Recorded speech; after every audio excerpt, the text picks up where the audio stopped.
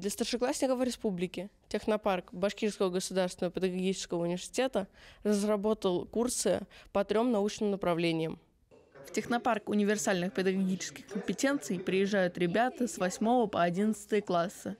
Там занимаются 3 раза в неделю.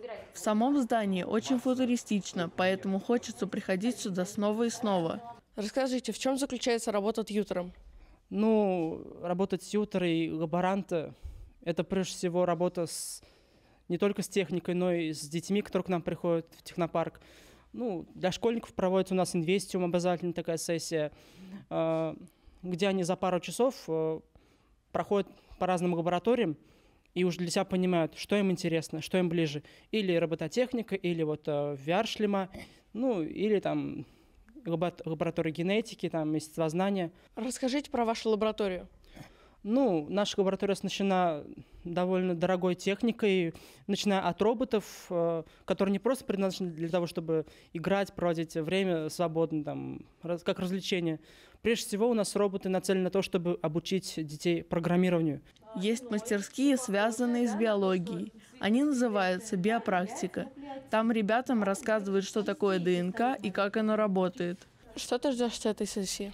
От этой сессии мы ждем очень много знаний в биологии. И мы также тут просмотрели деление клетки и узнали, как выглядит ДНК. Откуда ты узнала об этом мероприятии? Об этом мероприятии я узнала от учителей. Мы всем классам задали заявку. Мы приехали из Байгельдинского сельского лицея имени Исмагилова Ришата Сальховича. Тут есть много специальностей, по которым мы приехали. Именно мне нравится биология, так как я сдаю биологию и изучаю ее. Насколько сильно отличается то, как здесь учат и в школе?